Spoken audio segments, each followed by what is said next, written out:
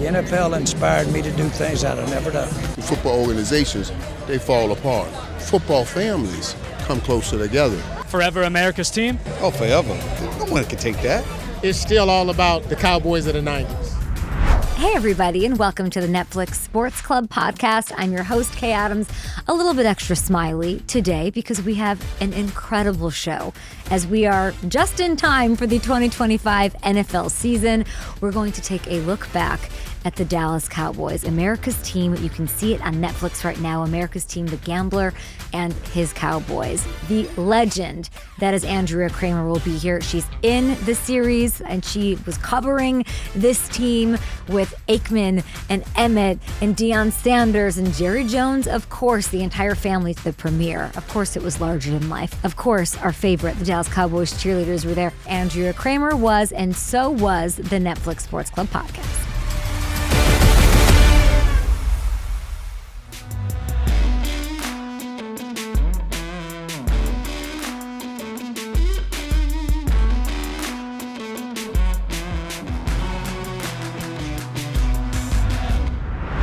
There's a lot of great teams, and these teams are talented. But we were so unique in the sense, like, okay, when you look at the guys on that board, the three, Emmett, Deion, all of us played against each other in college, right there in the state of Florida. We're all from Florida and came together to be great friends and win championships together. So that's a unique, great journey.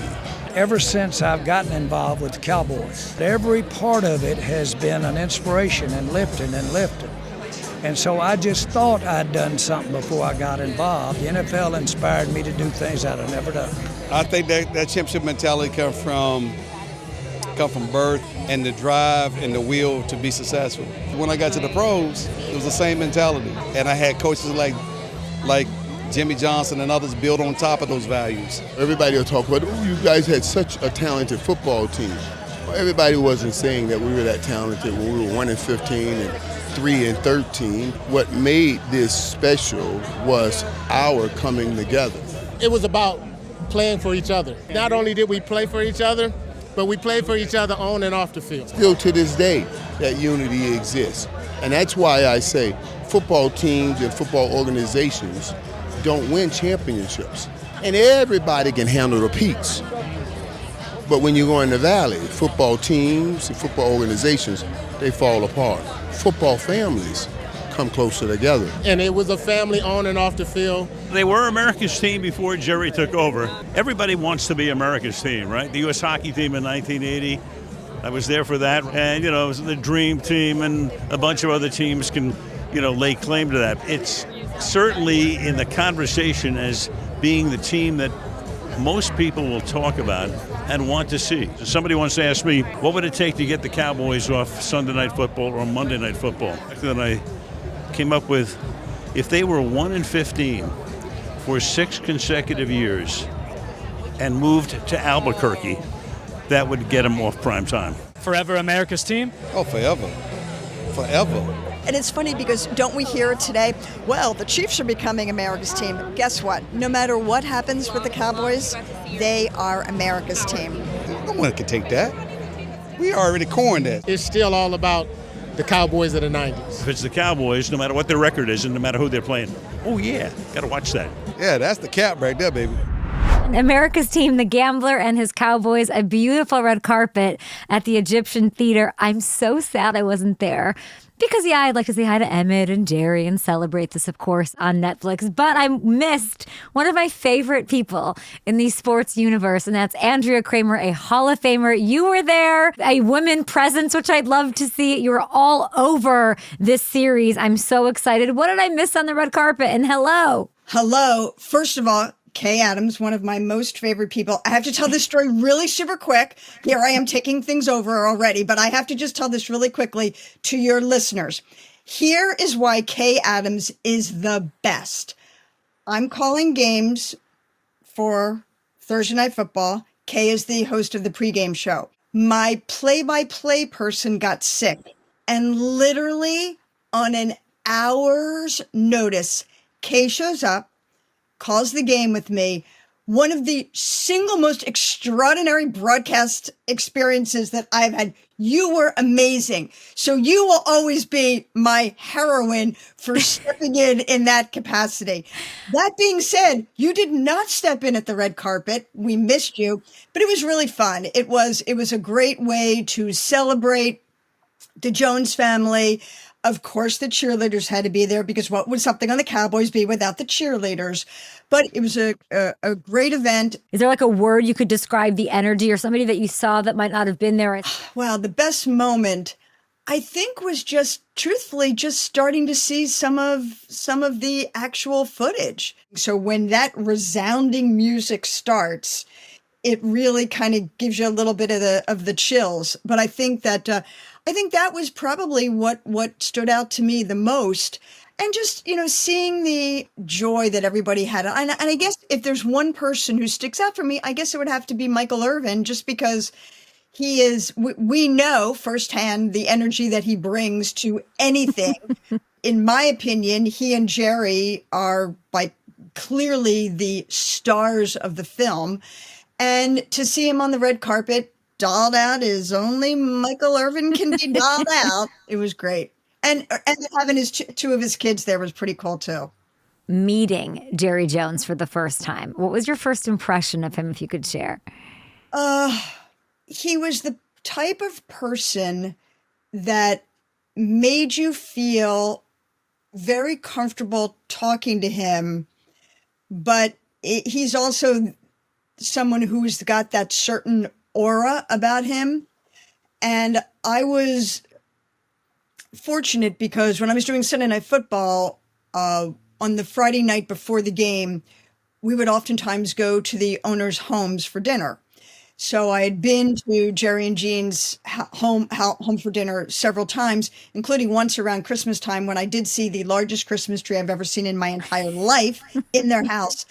And so seeing Jerry even in those kinds of situations. So we did the opening game of Cowboys Stadium, and the night before they had a tremendous opening where you could walk all around, see all the artwork.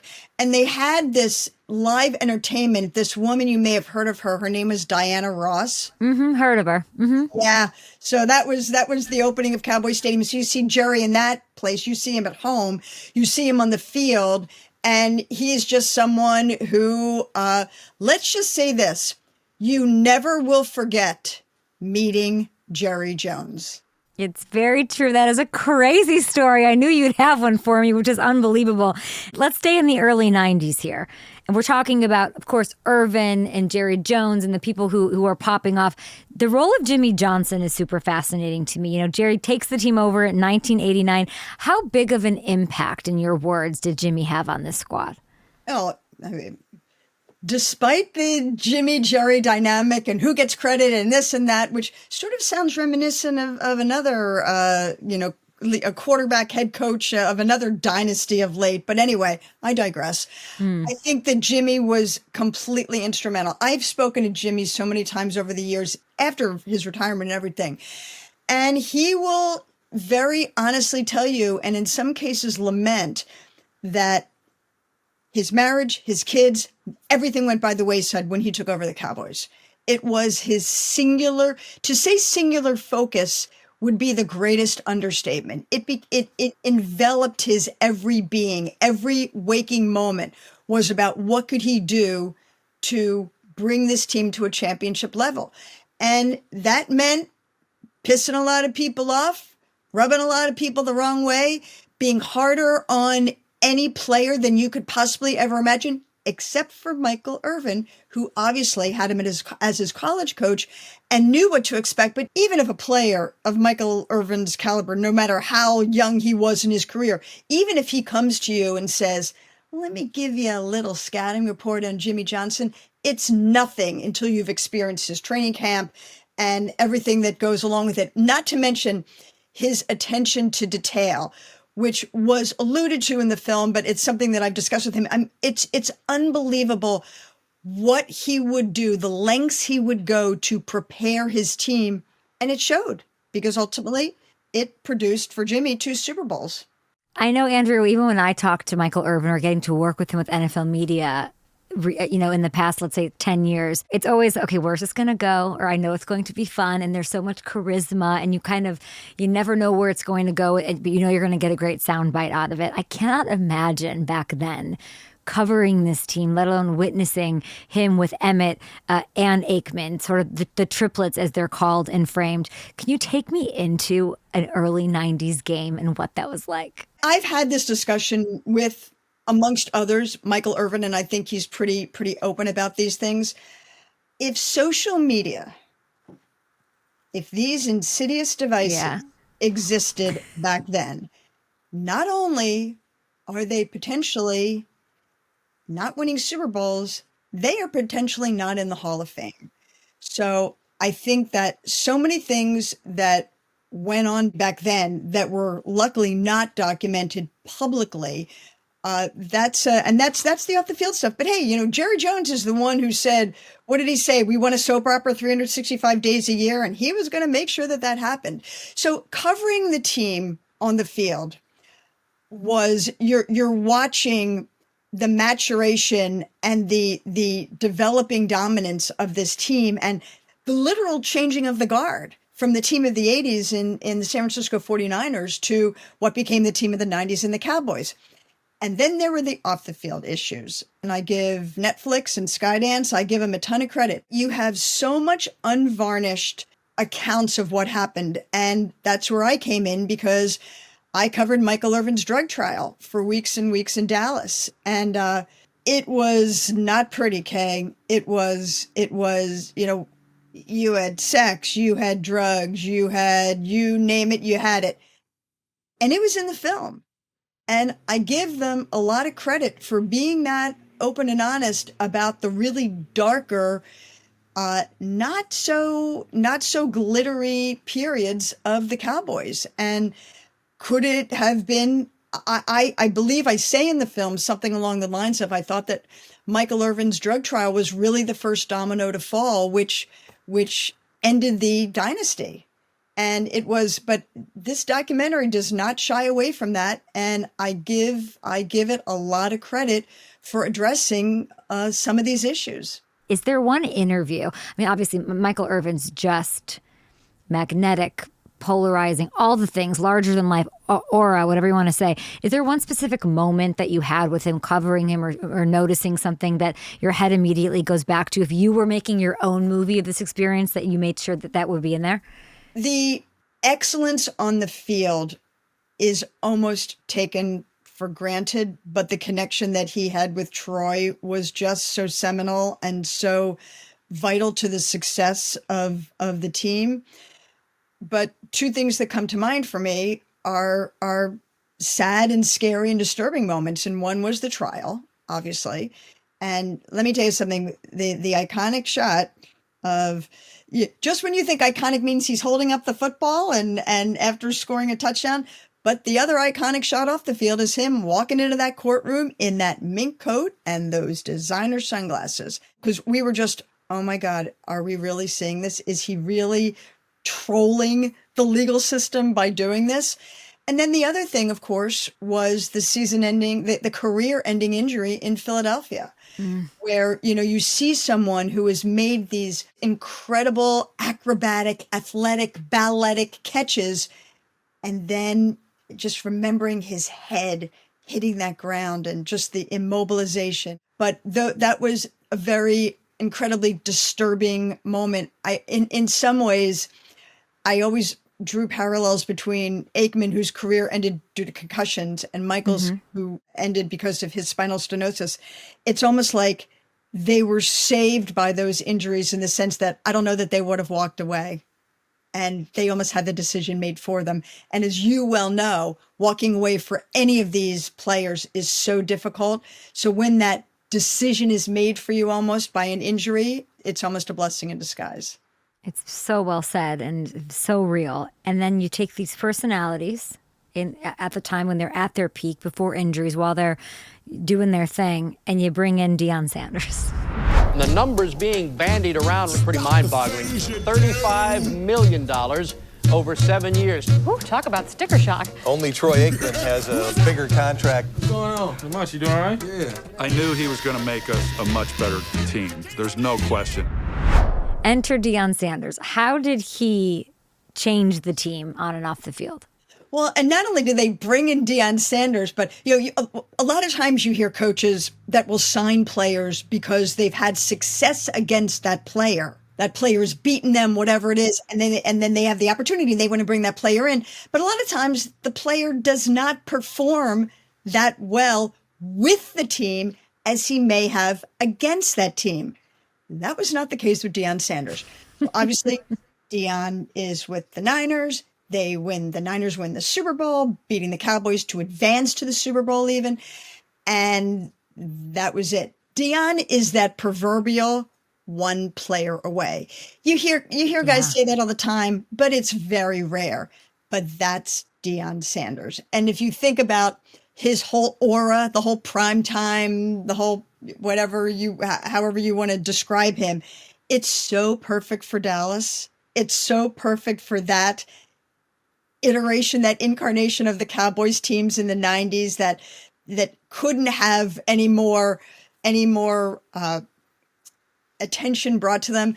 But when you have that shutdown corner, it completely changes the dynamic of your defense. So yes, bringing in Charles Haley and having him enhance the pass rush and all that, and all the focus is always on the offense, but bringing in Deion was really the piece that was completely instrumental to the third Super Bowl win. They're all larger than life, and it's it's this time capsule where I look at it and I think Michael Irvin, has he changed? He's the same. Jerry, he's the same Jerry when I look at clips of him back then and now, or Troy or Emmitt Smith. Emmitt Smith still smooth, cool, charismatic, glides through the room, winks. Have one of them in that cast of characters on America's team evolved, and not even in a good, are they all still sort of the same, like they are who they are? Has one sort of stuck out to you as far as what they've done since then? No, I think that's an excellent observation that you make. And if you look at Troy was always so cerebral, right? Yeah. And in the beginning, there were questions about, is he really the leader? Because he is not boisterous and outspoken and things of that nature. And then he turns into the perfect NFL analyst, because that to me is what he did on the field. Troy's the type of guy, he'll walk into a room, he may not even look at you. Hey, how y'all doing? He may walk away, or he may put his head down or go on about his business. But when Troy walks into a huddle, that dude has never looked nowhere but in our eyes. It's a tough sport. Reggie White with his first sack of the night. There's some tough men that play it. Aikman out of the pocket. This is a tough guy, Troy Aikman. And what we all hope to have is the respect of our coaches and those in our locker room. His ability to dissect a defense in real time on the field, is it that much different than him doing it from the booth? So that's a transition for him. Emmitt obviously had his time in television and in media, but is involved in so many other things. And then Michael, God bless Michael, the walking soundbite, you know what you're getting with him, but there's always the off the field issue that you have to be concerned about. So in some ways, you can see that their lives post football are really an extension of and include Jimmy Johnson in that as well, obviously, because after his run with the Dolphins and then becoming this incredible analyst, obviously just retired from Fox this season, they all want to stay close to the game in some capacity. They do. They miss the connection to the game, and they miss the camaraderie. What I find when these guys are together, and we saw some of this on the red carpet, that camaraderie is still there. The love that they have is still there. You could see it through all the Hall of Fame inductions, and you could see it. I remember, talk about loyalty. Michael Irvin had said to his teammates, "Do not come to my trial. Do not come to my trial." But only one player defied that, Troy Aikman. And when Troy Aikman showed up at that trial and he just walked right in, he could have maybe gone in through a back door. He walked right in, all those cameras right there, because he was supporting his friend. And the love that they have for each other. I don't know if you remember when Jimmy Johnson, when they gave him the announcement of the Hall of that he was going into the Hall of Fame, and they cut to a shot of Troy in the booth, and Troy had tears in his eyes. Those relationships, and Jimmy is kind of the proverbial guy. You think he's a total a-hole when you're playing for him, potentially, but then you absolutely adore him and revere him when you're not, because you know what he was trying to get out of you. But the bond that these guys still have, and even with Jerry, and the loyalty that Jerry has shown towards a lot of these guys, is still so profound. I think loyalty is such an interesting word here, because you wonder as a fan what made it so special. Why was it this larger than life? How are they able to manage all of these personalities? But they really have not changed that much. I don't know that that's an indictment on them at all, but they are who they are, and they always were who they were. There was no changing them. You weren't going to change Michael or Dion or get Troy to be louder in different moments. They were who they were, and I imagine that some credit is due to Jerry and Jimmy and allowing that to happen and to sort of not try to stifle some of that personality. Well, Jimmy did not stifle it, but Jimmy ran a tight ship. Yeah. Barry Switzer did not run a tight ship. So, I mean, Barry was very defensive in the film when at the possible contention that the looser ship that he ran contributed to a lot of the off the field issues, but the Cowboys had myriad off the field issues way beyond just what happened with Michael Irvin, and a lot of that happened on Barry's watch. But because Jimmy was so singularly focused, he could let them be themselves, but within the parameters of the discipline that he instilled. And I will say this about Jerry. This is one thing I've always really admired about Jerry. The great quote, "When people show you who they are, believe them." Mm-hmm. That's Jerry. Jerry is exactly what you see. He doesn't try to come off as something different. He even called himself as flawed as he could be. He is a flawed human being. He owns it. I think there's part of the swashbuckling part of him that kind of embraces that and likes it. But it's also the Jerry who can be stubborn. And one thing that the film addresses, again, is all the criticism that's been leveled at him since they have not made the championship game in potentially going on 30 years. And Jerry, the owner, will not fire Jerry, the general manager and president. And this is the biggest criticism that you get. And the film addresses that. The film does not shy away from that. I love seeing you on the red carpet. I feel like just a little clip that we had, everybody's just celebratory. And you brought up the Chiefs. You brought up there's just one America's team and all of that. And I think that is like an eye roll for some fans. Like, it's not America's team anymore. It's been too long. You haven't got all these justifiable if you're a younger fan that doesn't understand what this team meant to fans, to the country in the 90s. What would you say to that, Andrea? What would you say to people who don't think it's America's team? Well, number one, I would say that we live in a society of what have you done for me lately? And that could be last year. It could be 5 years ago. Yeah. But 30 years ago, 29 years ago, they won 5 playoff games in 29 years since the Super Bowls. That would be called a drought, my dear. Again, you open yourself up to, but what have you done for me lately? And are you still America's team? To me, you can mention the Chiefs and you can put them out there, and obviously what we're witnessing in terms of such greatness doesn't diminish it, but America's team is the Dallas Cowboys.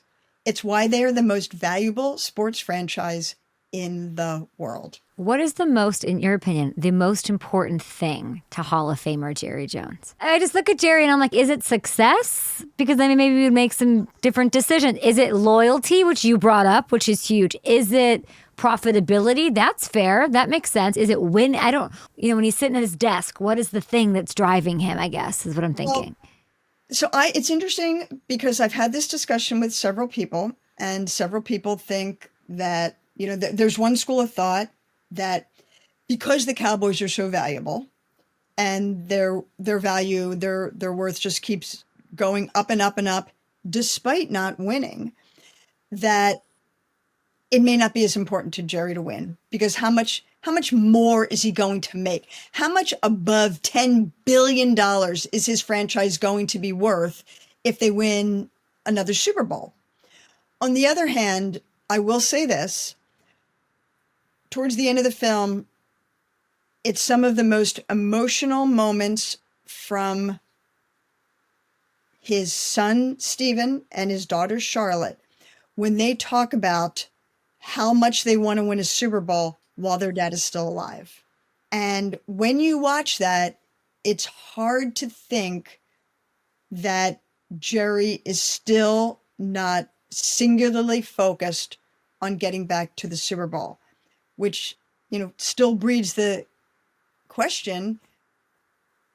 Some of the personnel decisions that he's made and some of the monetary decisions that he's made with contracts, am I being diplomatic there, could be drawn into question. So, it's something that, look, would Jerry ever admit that he doesn't want to win? Never. No, come on. Show me somebody wants to lose. I'm going to show you a loser. And then one thing Jerry Jones is not is a loser. But I think that certainly how much more money can he make if they win? But I just can't imagine that he doesn't want to hoist that trophy one more time, be up on that podium one more time before he passes. America's team still the Cowboys forever, will be the Cowboys. They have not won since 1996. So I will ask you then to wrap this. Do they have a chance this year? Oh, boy. Well, Kay, the season hasn't started. Everybody's 0-0. Hope exists. The best time of the year. I always like to say this before the season. Hope exists. Reality doesn't bite yet. That's what I like to say. So yes, there is a chance. Obviously, they're in a division. That's the other thing about you got to remember, the NFC East in the 90s, they were just beating the crap out of each other. That was the proverbial, it's a cliche, but it was the proverbial iron sharpens iron. The Giants, the Washington football team, the Cowboys, Eagles, everybody they were so strong. They would beat the crap out of each other, so that sometimes when you get into the playoffs, you're playing teams that are just not as dominant as those in your own division. You got to be smart in the postseason. So I don't say it just about Dak. I say it about other players too. I want to see you play your best when it counts the most. So do they have a chance? Of course they have a chance. As the season hasn't started yet. When is the Netflix Andrea Kramer story going to be created? I would like to be in that well-lit booth sharing I'm not kidding. You've been through all of it. I'm just going to pitch it right now and put it into the universe. The Andrea Kramer badass. That's what I'd call it. Andrea Kramer, the pioneer, the person who I'm sitting here because you did what you did in the craziest of times, covering the craziest personalities in the most serious situations. I want to see that story told by Netflix. I do. Well, you're very kind. And I will say this. I had the honor of being inducted into my 5th Hall of Fame last December, to the Sports Broadcasting Hall of Fame. And the theme of my speech towards the end was about paying it forward, and about, and I named several women who I'm so proud. I consider them part of my tree. I know how fabulous they're going to be in front of and behind the camera.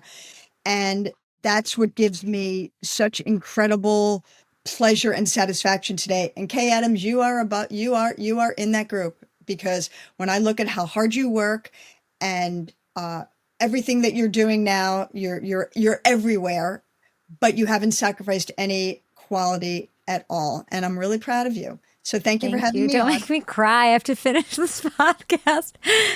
Thank you for being part of America's team, the Gambler and his Cowboys. It was nice to see your voice all throughout it. Thank you very much for having me. It's a pleasure. And promise me that when we're in the same zip code, we're at least going to try to at least give each other a hug in person.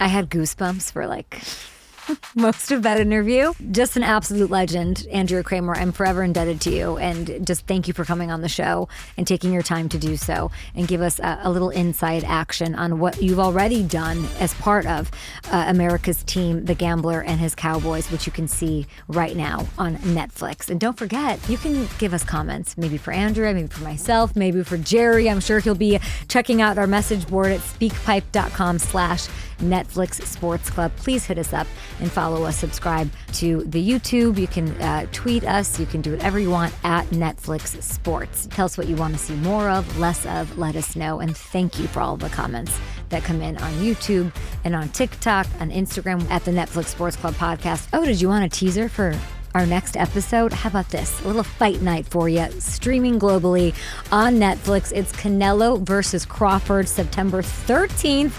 I can't wait. We're going to be dishing out a full preview, hitting it from every angle right here at Netflix Sports. Big thanks to you for watching. Big thanks to Andrea Kramer for breaking down the larger-than-life Dallas Cowboys. The Netflix Sports Club podcast is a production of Netflix and Pod People. From Netflix, big thanks to our executive producers, Andy Harris, Catherine Hugh, and David Markowitz. Our studio engineer is Scott Somerville. And from Pod People, our producers, Buffy Gorilla, Tony Mantilla, and Brian Rivers. This episode was edited for video by Kylie. Carter Wogan is our sound designer. So big thanks to everybody who makes this happen. I'm your host, Kay Adams, and we'll see you next time.